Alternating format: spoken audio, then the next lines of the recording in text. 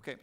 Item number 3 on the agenda is a presentation of the city manager's revised proposed budget. At the beginning of the budget process, our city manager presented to the members of the council and the public a proposed budget. We have had 20-plus public hearings, and all of us have received a high number of calls, emails, and social media contacts with people's opinions on this budget.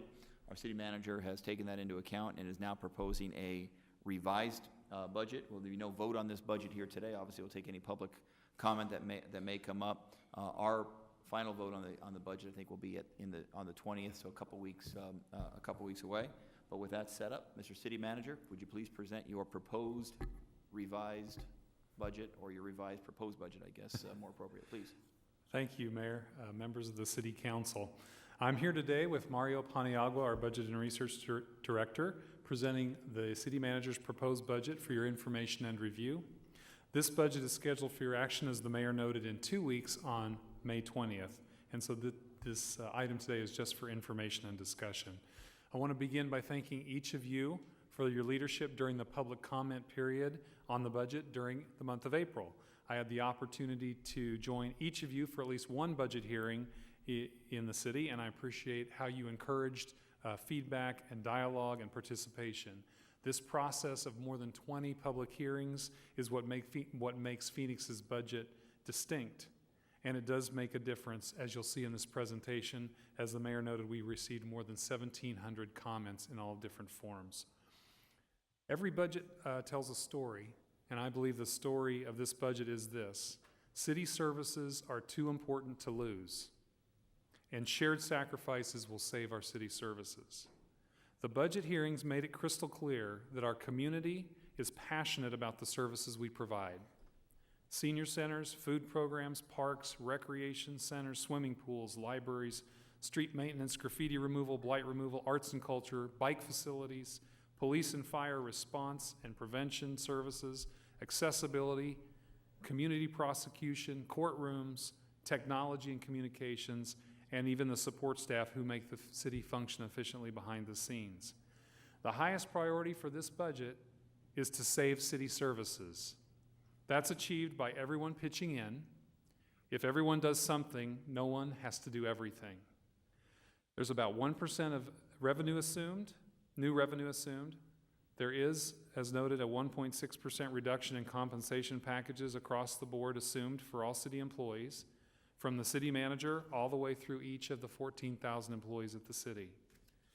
With this budget, we are able to resume hiring police officer and firefighters, and hire some civilians to return more police officers to investigations and patrol.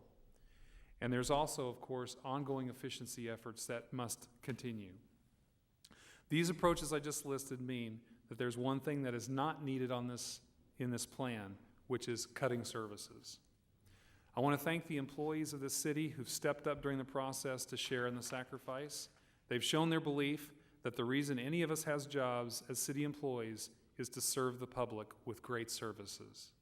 I want to thank our budget and research staff, including Mario, Rick Freese, Jeff Barton, and Tracy Reber, who are here, who put in countless hours on this process, as well as staff from all of the departments and your staff who joined us as well at every hearing. So thank you again to each of you and the public who came out and spent hours telling us their stories and their passion for the city of Phoenix. And with that, we'll move into the proposed budget. So the process that we have undertaken began back in January with a 5-year look ahead, a projection of where we are, and it showed for this year and next year projected deficits. And so we had to get to work on that right away. Also intersecting with this was the work on the public safety dedicated sales tax funds, which at that point showed that we would be able to begin hiring police officers and firefighters again starting in late 2015 or early 2016. Then we had the trial budget, as the Mayor mentioned, followed by community hearings, and here we are today with action in 2 weeks, and then all the legal requirements beginning in June.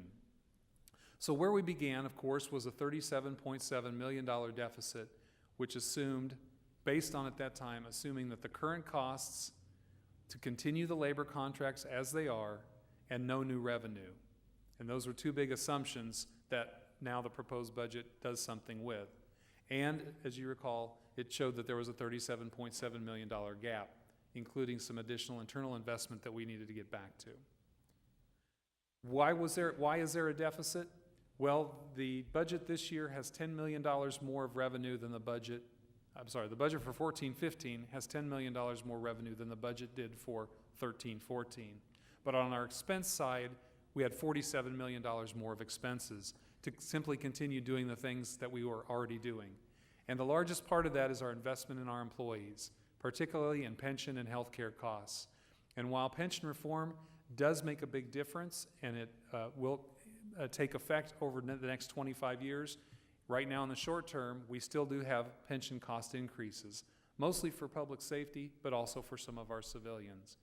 Industrial injury insurance and medical insurance also are benefits to our employees, and then we have other things on that list, including our investments. That was a $47 million difference in expenses, and taken against the revenue difference, left us a $37 million deficit. The trial budget proposed to reduce expenses through efficiencies, $6.5 million, and this council's actually already taken action on those efficiencies so that those are going underway. We also identified some costs to defer in vehicles that we could wait another year on. Out of the 10 million of vehicles that we needed to do, we looked at it again, we can do 8.1 million. We could, at that point, identified that. And then the remainder was to reduce services and to show what that would be.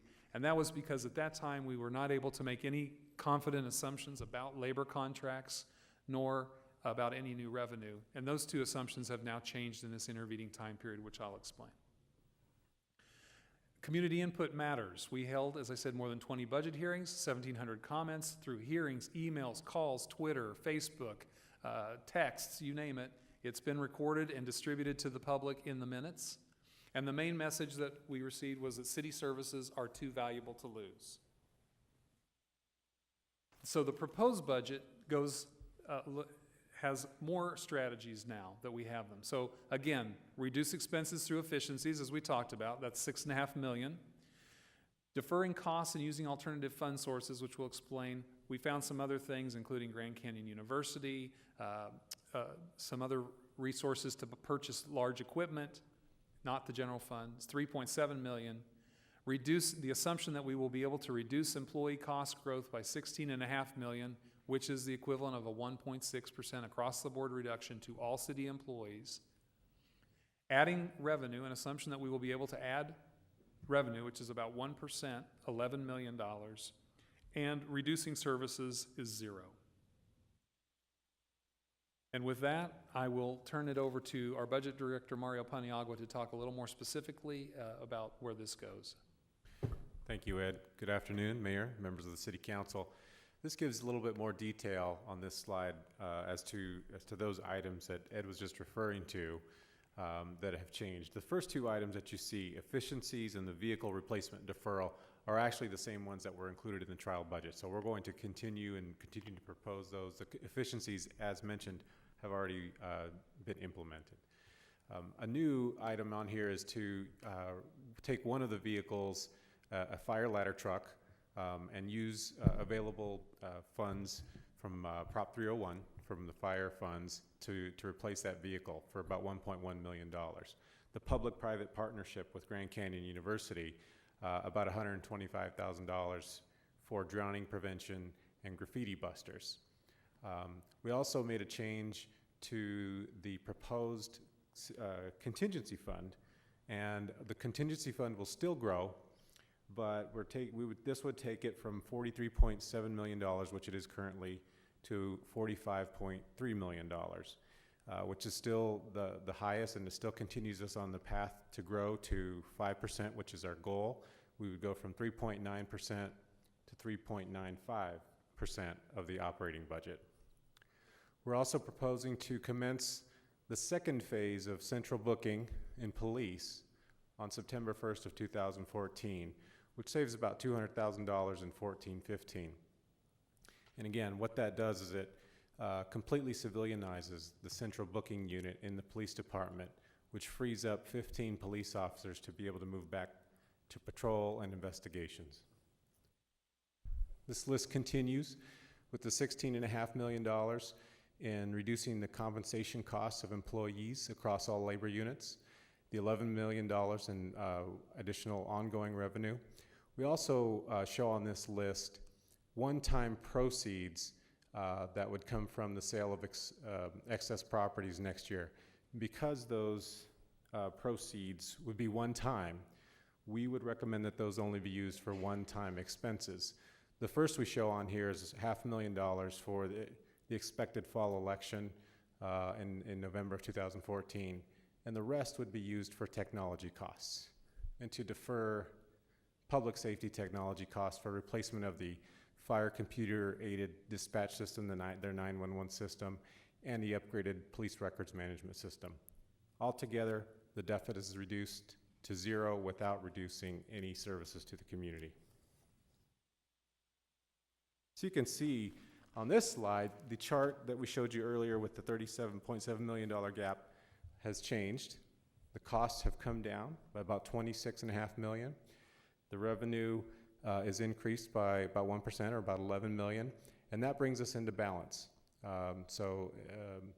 Because of that cost reduction, which is ongoing, the revenue, which is ongoing, that brings us to a point where we're able to make sure that the ongoing expenses and ongoing revenue are in alignment.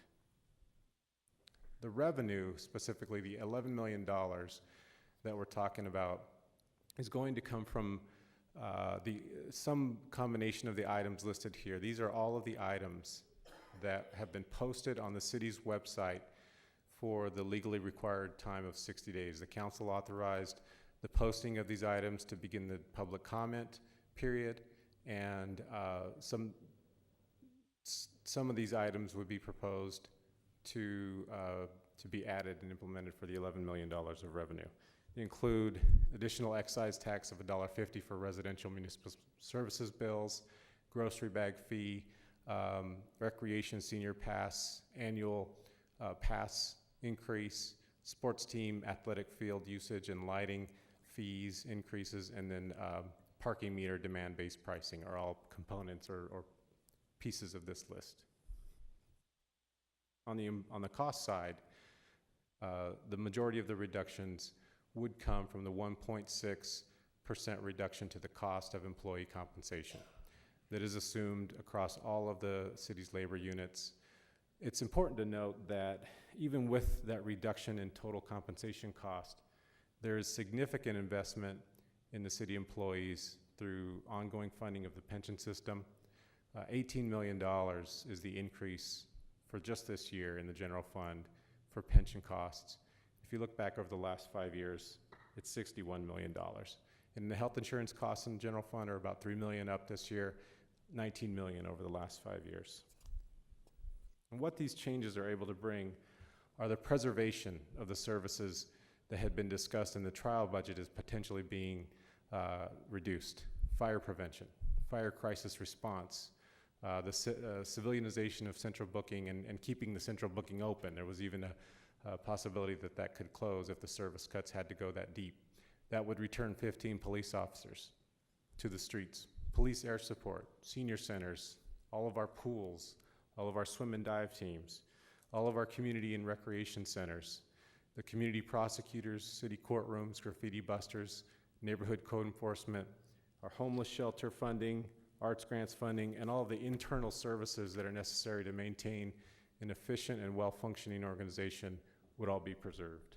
I just want to mention again that the preservation of those services relies upon the reduction in costs that would come through employee compensation cost reductions of $16.5 million and the $11 million proposed in revenue. If there is less revenue implemented or less savings that come from employee compensation costs than the $16.5 million assumed, then it's possible that service cuts would be needed. Those service cuts that we discussed, and what we included in the City Council report was a list of those potential service cuts that would be potentially necessary if there is less than the $16.5 million in savings or $11 million in the revenue. So those were included in attachment B and C as in two groups of the services. And what staff recommends is that list B be the first among the group of items to be cut, and if necessary, then go to list C. In terms of additional services, the compensation cost reductions result in savings to the general fund and to the public safety funds. And we've talked about the public safety funds. Mr. Zerker mentioned the public safety funds. What the compensation cost reductions in police and fire would do is bring additional savings to the public safety funds in police and fire. Those additional savings would help to accelerate the balancing of those funds, which means that we will be able to hire police officers and firefighters by about 9 months earlier than had been planned. So that would be the additional to the 15 officers that would be freed up in central booking. These would be new hires to the police department and to the fire department. The other piece that's important to keep in mind as we take a look at all of these pieces of the budget is our 5-year forecast, and we presented this back in January to the City Council. So you can see our 14-15 estimate at that time was $26 to $52 million deficit, and we know we're exactly where we are with that now. For 15-16, the assumption is that we would take care of that deficit in 14-15, but we're still facing another potential deficit in 15-16, which means it's important that when we talk about changes, the changes are made to ongoing revenue, which continue beyond this 14-15, to ongoing expenses, which continue beyond 14-15, so that in 15-16, the deficit risk is reduced significantly. That's also an important reason why, as we look at those contracts, that second year concession is important. The 0.9% is a piece of the 2-year contract's additional compensation concession because of that 15-16 deficit issue. And so that's an important piece, and we definitely need to make sure that ongoing efficiency actions continue to reduce that deficit risk as we get to 15-16. So it's really important to know that while this proposed budget resolves this year's deficit, it also makes a substantial move towards the 15-16 deficit. As Mario said, the additional revenues and the reduced expenses and labor contracts that are proposed that would have reductions in the second year really reduce the risk of a deficit in 15-16 and put us well on the way to being able to resolve that.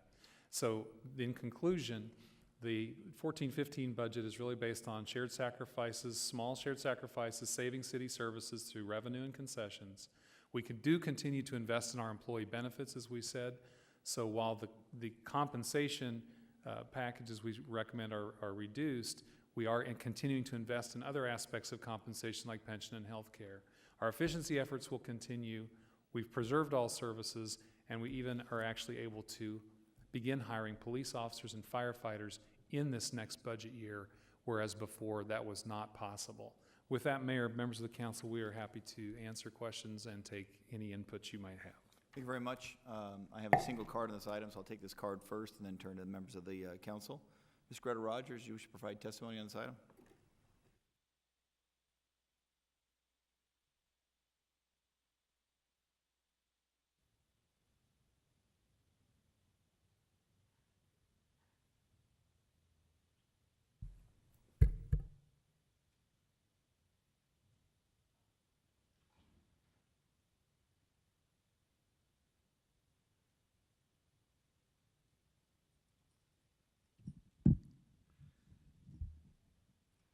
Mayor and council, before I begin my comment, I have a question I'd like to have answered, if it can be, by the city manager. When do you anticipate that the city will break even and go into the black? Mayor, members of the council, our goal is to be at break even for 15-16. Thank you. I have just a few comments. I want the changes specified by item and a printed report of what you have given here on video for the public to have tomorrow or no later than the 20th. Have available copies, I won't repeat that, excuse me. State number of employees eligible for retirement as of 4/30/14, and the impact of the average dollar obligation on the pension fund. And further, with regard to the pension fund, what is the fund balance as of 4/30/14? And the investment return on the pension fund, to the pension fund, in the past 3 calendar years, 11, 12, and 13.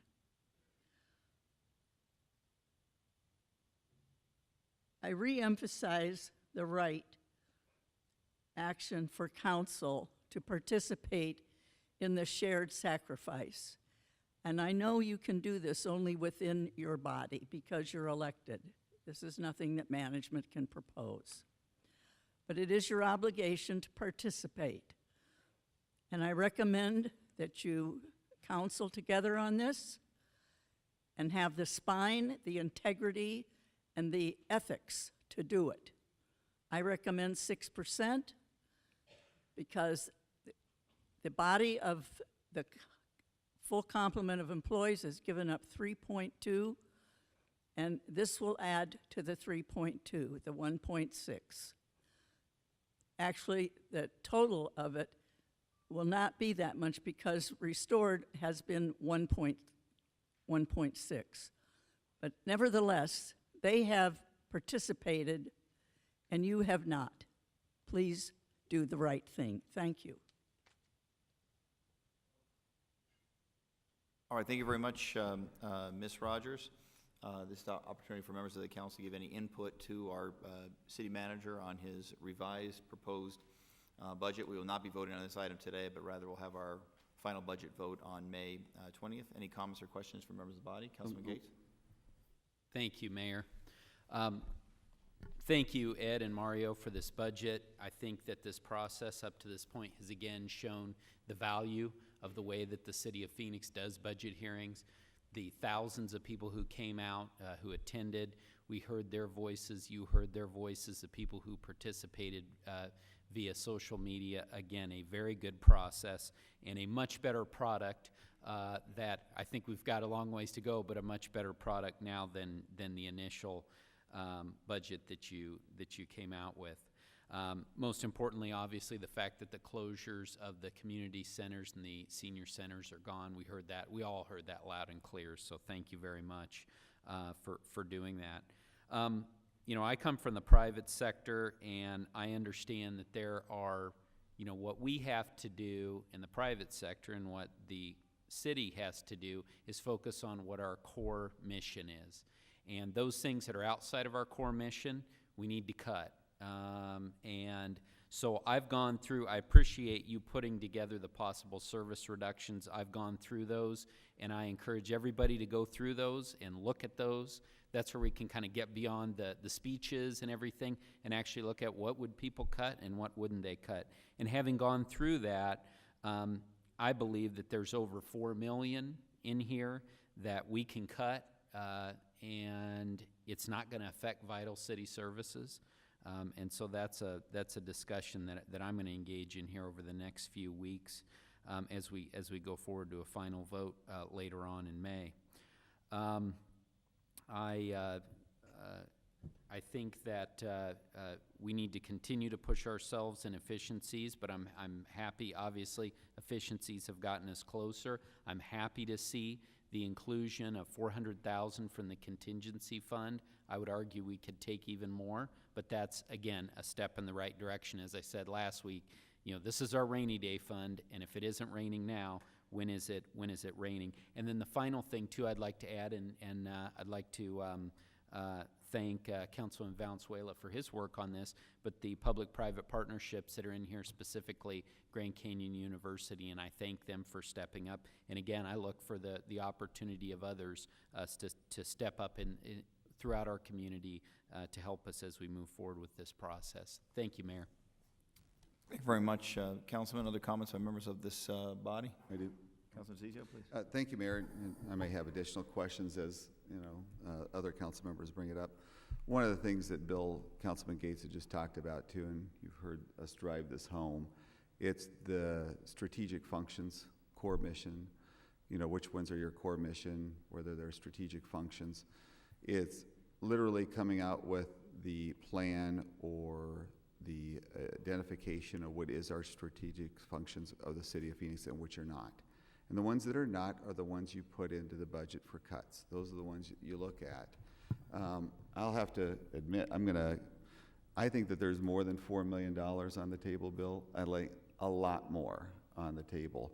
But first I want to ask staff a couple questions.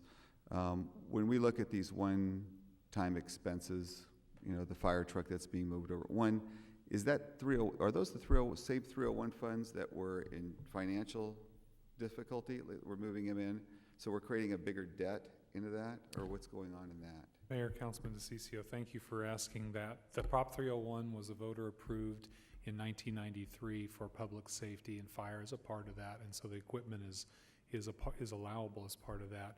And actually, that fund on the fire side is healthy enough that it can support this, but I'll let Mario explain that just a bit more. Yes, thank you. Mayor, Councilman DeCiccio, the Prop 301 on the fire portion of the Prop 301 is balanced and has accrued some fund balance to it, which allows us to pay for that fire truck this year as a one-time expense and would not affect the hiring of firefighters. And the reason I'm bringing that up, the 1.1 million may not seem like a lot, but all of a sudden it starts creating a new policy and a new direction for the city of Phoenix that literally got us into trouble today.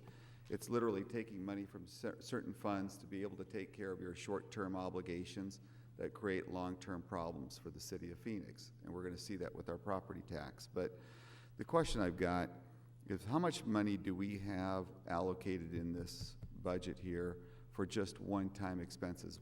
It's about $5 million, or that's really more than that now. It's about $6 million, isn't it?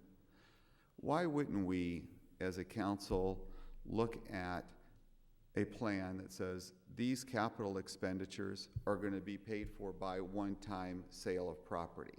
So you have a one-time expense being paid for by a one-time revenue. So what you can do is you can literally take all those expenses out of this $37 million deficit right off the bat. And what it does is it prompts the city of Phoenix to start unloading these properties that this council here uniformly, I don't think there's a single person up here that's opposed that. Mayor, Councilman DeCiccio, thank you. Just ask Mario to go back to a slide. So you're correct. It's good to focus one-time resources on one-time expenses. In this budget, we have about, I want to say about $7 million in one-time, in investments in vehicles. We need to do that regularly, so that's not exactly a one-time expense. $6 million in technology and about another $1 million in facilities. But specifically here, we are planning that the sale of properties as already approved by this council, very specifically, we believe in 2014-15 will raise $3.1 million from the sale of property.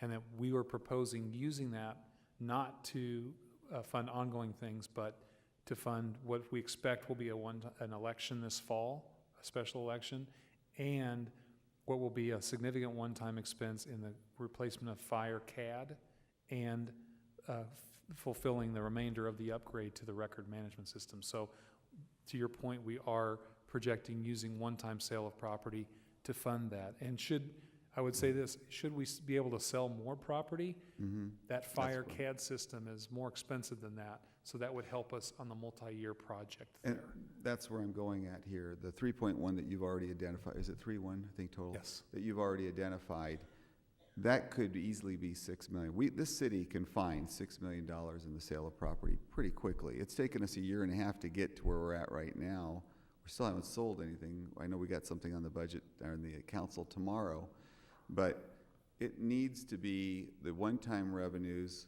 need to be paying off one-time expenses for some sort of type of, you don't have to put in policy as a dedicated fund, but that frees up about another $4 million approximately, actually a little more. Thank you, Mayor. Councilman DeCiccio. So you're correct, and I hope that we can actually get more from the sale of property than 3.1. We're being conservative here and what we think is realistic. If we do get more money, we would certainly come back to the council to talk about what one-time expenses that excess of 3.1 million might bring. And I think the first thing we would say would be the fire CAD system would be the first one-time expense we would want to continue funding. So just by way of reference, the police record management system up there, that's a greater than $16 million investment for our police officers to have an updated, more than 30, the current one is 30 years old, an updated system in their cars that they can respond from. So fire CAD is expensive too. We have a significant amount of money from our partners in other cities, and now we're identifying resources from within the city, and that's where we think we would go with those one-time resources. But I hope you're correct that the sale of our properties will bring in more than this, and then we would come back to discuss where that would go. And planning-wise, I would prefer for us to be able to come up with a goal of 5, 7, 8 million, whatever it is you want to accomplish by the end of this year. So that way, and I know how it works around here, once you set a goal in place, then staff does it. If we don't set, and one of the things that we didn't do before when we were talking about the sale property, we never really set a hard, fast goal of saying, we want this done now. We did say we want it done now, but we didn't put any timelines on it. So what I would like us to do, something to think about as the city manager, is start looking at putting a time frame in place of when we expect to have some of these sales to occur. I know you've got some up there already, but I think you need to be a lot more aggressive on that. The other comes down to, we still really need to get this, and I know it's not myself, there are at least 2 or 3 others on the council here that want to know the value of those 104 vacant positions that are funded in the budget and what those positions are. I'm going to keep bringing that home. Our understanding was about 6.5 million last week. It's not. I think it's going to be a lot more than that. There could be close to $8 to $10 million on that alone. Can we get those things by tomorrow, Ed, before this council votes on those MOUs? Well, I mean, certainly we'll bring the information we have available on that. I think it's really important to note on vacancies, and then we'll talk about that. It's really important on vacancies that vacant positions don't exist separate from services. So I think Councilman Gallego gave a great example last week, which is currently we have a vacant citywide volunteer coordinator position. It's vacant because the incumbent got a promotion and now it's vacant. If we decided to cut that, we would not have a citywide volunteer coordination program any longer, which was something created by this council specifically 3 years ago to do. So we always have to be sure that we're tying the vacancy to the service that the vacant position is supposed to be providing. And I know that's a little counterintuitive, but that's how we set our service levels. But yes, we can talk about how much those are worth and talk about what those are, for sure. Yeah, that doesn't mean all 104 are going to be cut. There's no set, this is exactly what it has to be.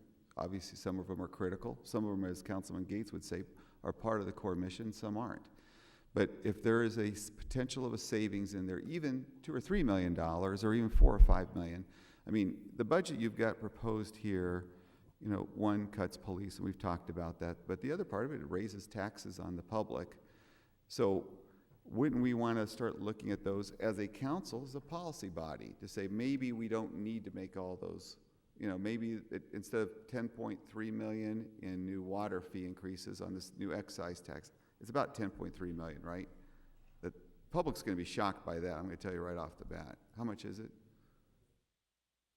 For 14-15, the estimate is 9.5 million, Okay. and that accounts for an August 1st implementation. So if it wasn't an August 1st, well, how much would it be for an entire full year? It'd be about 10.3 million. 10.3 million. So before the public sees, I mean, and going back to how Councilman Gates' company and all of us that come from the private sector we look at those non-strategic functions first to cut. So if we look at some of the things that Councilman Gates has identified, which I'm kind of eager to find out what that 4 million is. You add in some cuts, maybe not all. I mean, for instance, we need certain directors. We have to have those. I get it. That's a function. Volunteer coordinator, council last year said that was important. I get it. But it doesn't mean that all of those are functions that we need. And the other is, if we can see a timeline of how long those positions have been vacant, some of them may be vacant for a long time, and if we're doing okay so far on that, maybe that would be the first place for us to take a look at. The other comes into, I talked about the one-time expenses, the 104 vacant positions. The other is, if you look at that 104 vacant positions, I'm guessing, just as a guess, that's going to be between $8 and $10 million, just as a guess on that. Then you add in the, what I call non-strategic functions, like lobbying that the City of Phoenix has. We definitely have outside lobbying firms that are doing this. This is something that this council can do, especially at the state level. At the federal level, as Councilman Waring would know, a lot of this is done through your representative. This mayor and council should be doing that job because that is a function of it. So that is something, what is there, about $3 million in lobbying expenses right off the bat. The other is you've got, you know, and I like some of our public relations people, but at the end of the day, you know, whether you're going to make cuts to police or public relations, that's kind of a move on its own. You know, that's something that we as a council ought to be looking at and staff would be looking at. That's what one of the first things staff would cut. Anywhere else you would say we need to cut our public relations budget more than what we have right now. I think, what is the public relations budget, about $2 million? So, Mayor, Councilman DeCiccio, I also want to go back. So the city's government relations function, which includes the lobbying, is $1.4 million in general fund expenditures, which includes staff, but also the contracts in Washington and down the street. The Public Information Office, which is a very broad grouping of services that include the website, the Channel 11, that budget is $2 million in the general fund. Plus, I'm sorry, you're correct. It's $2 million for the Public Information Office plus another $1 million in the general fund for the public information officers in other large departments such as streets and bigger functions that have that need. And that comes back down to it. I mean, if you look at this, well, I got one more question, sorry. I just thought, aha, I had it out here for a reason. That's why I had this document in my hand. The projected revenue for next year is about 1.17 billion. Is that correct? Mayor, Councilman DeCiccio, I think the proposed budget has revenue projected at about $1,148,000,000. Right. Okay. Well, I've got here the 15.6. That's, which is, it's actually, I'm sorry, Mario's correct. That's all resources. So the revenue, the specific revenue is less than that because resources includes the contingency fund and the transfers we get for services we sell to the aviation department and other things. No, I get that part too, but it's all revenue. Yeah. The gap between that and the year after, which would be year 15-16, looks like we're going to have it. You know, we could have anywhere up to $40 million in more revenue. I mean, we have, when you put up your first chart up there showing the revenue, you know, the amount of monies that came in, the chart you didn't put up there was that the fact that the City of Phoenix has $46 million more this year than last year, and we're expecting revenue of about, it could be up to $40 million more next year. Is that correct? And we're still potentially facing a deficit? Mayor, Councilman DeCiccio, so the $46 million, I think, is between this year and last year. The number I talked about was between next year and this year, which the difference in the budget was $10 million in resources. I understand that, but the total amount could be about $40 million if I'm looking at the revenue projections total. Yeah, Councilman Is that DeCiccio, correct? if we're talking 38. about the total resources, then it's only about $10 million more than the current year total resources. But your numbers here show forecasts about 1.128 to 1.170. That's about 40 million. I'm looking at this chart here, the 5-year general fund forecast. The one that shows the projected deficit. It's on page 9.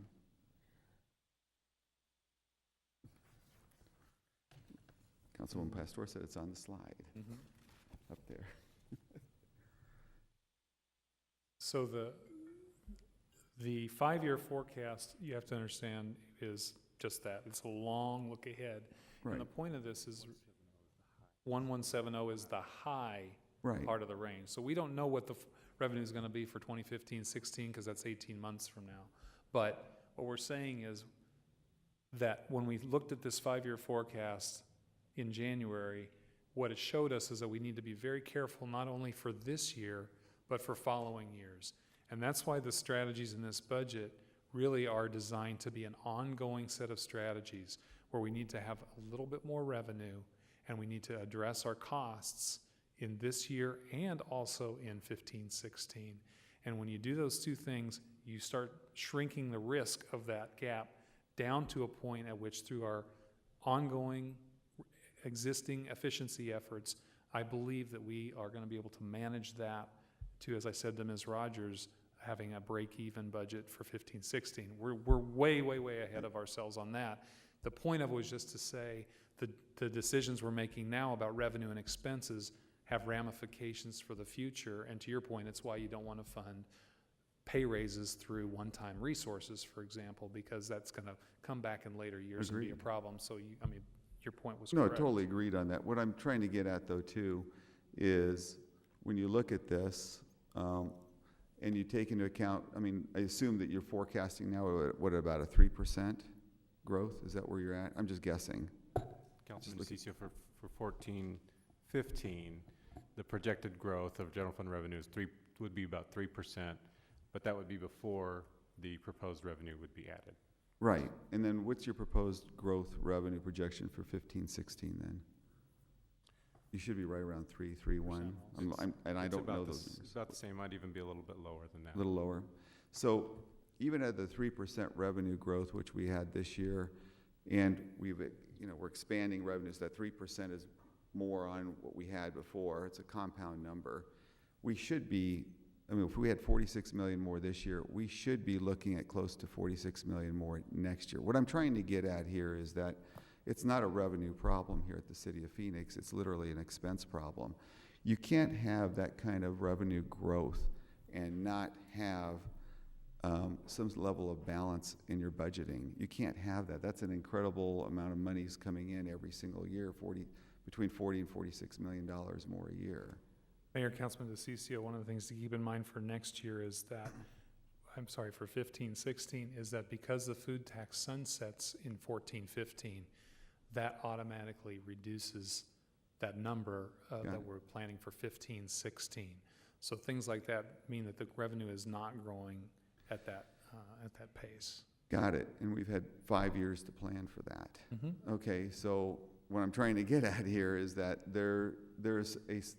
if you can't just look at those numbers and not realize that there's some sort of structural deficiency somewhere in our planning and how we do it. If you look at the overall picture of what we're dealing with here at the City of Phoenix, whether it's taking monies from the 301, then it's from taking the property tax, sooner or later that all comes to a head and it becomes to collapse, and you start putting pressure on the system because of that structural deficit, not taking care of your internal part of the operations end of it.